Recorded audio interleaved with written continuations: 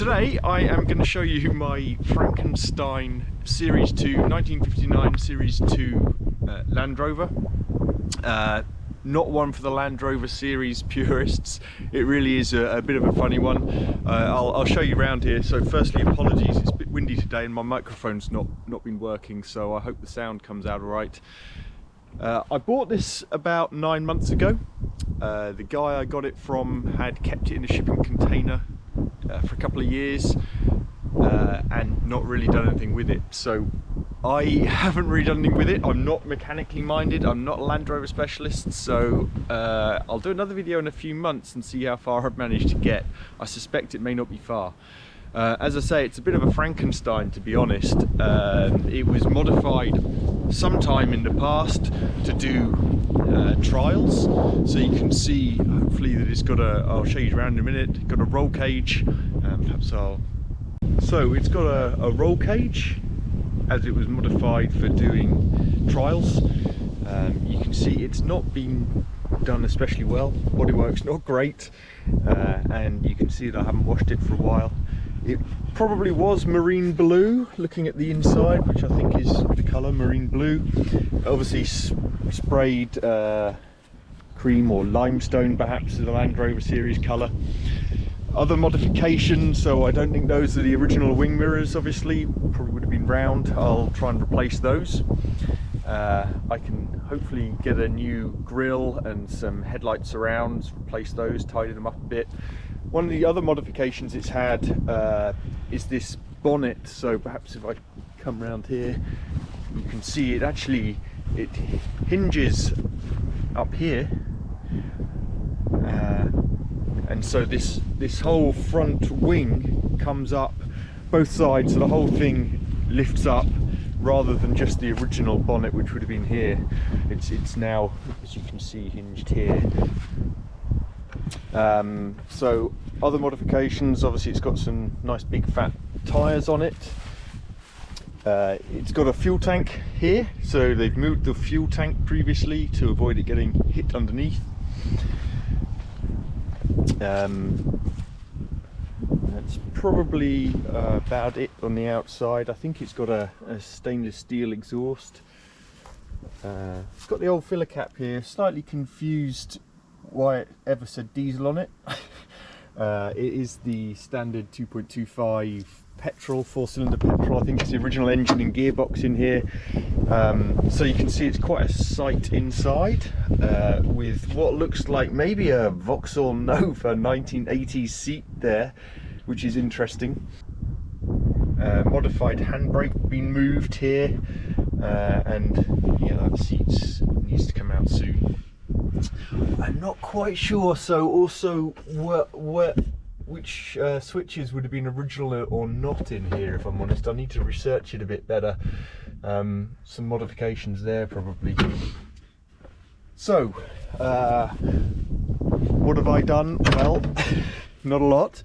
I have managed to get one of these windows out, so I was trying to take the door tops off, so I was successful the other side, but you can see these, I just cannot shift these rusted nuts on these bolts to take the door tops off. So obviously a common problem on these is the window channels. You can see this is pretty much all rusted away, so I've got some new ones which are new aluminium ones. I managed to get this one window out but not the other one, so to replace those it looks like I'm gonna have to do that one in situ because I can't get the door top off. The other side I managed to get the door top off, so that's in the garage, waiting to have the windows replaced and the channels replaced.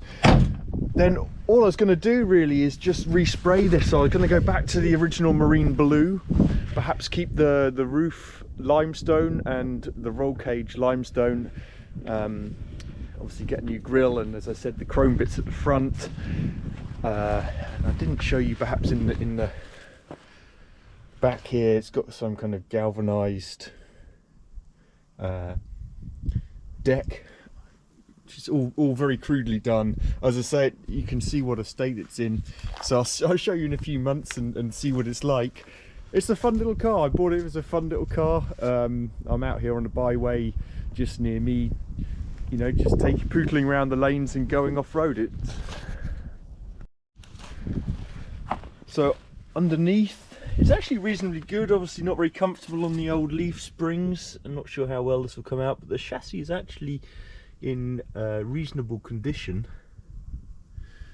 I think there's been a bit of a patch on the bulkhead previously. It's a bit muddy. We've had big floods around here, so it's been through quite a lot of water today and mud. You can see that's not too bad. There's been some patching here on the bulkhead, and here you can see, but I think it seemed okay. I picked it up for what I thought was a reasonable price, so there we go. So I maybe will just quickly show you driving around in it, and I thought I'd just show you this and perhaps put a marker down for what it was like originally, and do another video in a few months and show what it's like. So one thing I hadn't realised, I'd hoped to just be able to get this lovely seat out and replace it with an original seat. What I hadn't realised, I thought I'd just be able to get the like the original seat base like this and back, and just slide it in, screw it on, bolt it onto the original runners here. But I can see they've welded this on, so I guess I'm going to have to use an angle grinder and get this off. And then I didn't realise like the original seat backs, I'm not quite sure how they're actually fixed to the runners. That's on the driver's side. So if anyone knows, you can leave me a comment. That would be really helpful. Thanks. Right, so let's start her up and show you what she's like.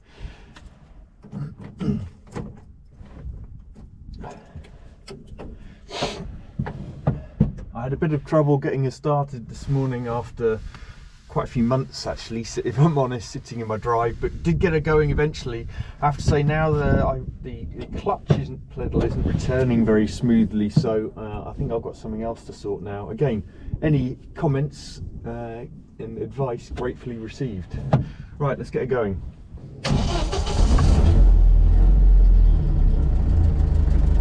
So she's always been a bit graunchy into second gear, a bit more choke.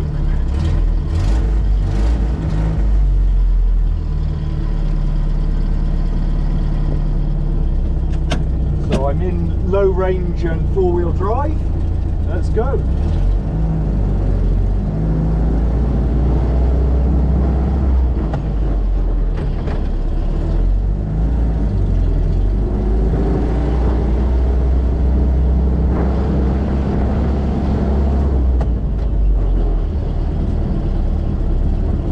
Pretty noisy in these, and pretty cold today with no windows.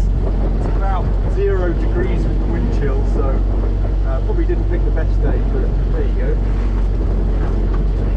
And pretty bouncy and uncomfortable with the leaf springs, but great fun. You know, very short wheelbase these, so they're quite good off-road.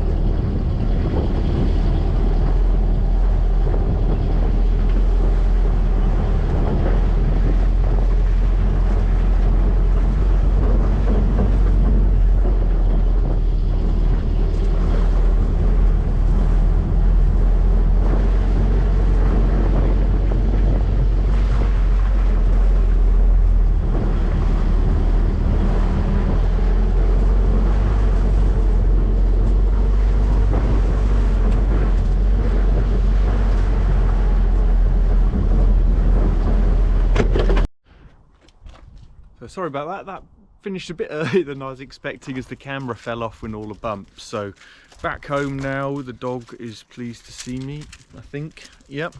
And so just say thanks for watching, and if you want to see any of the other cars that you might see in the background, drop me a comment.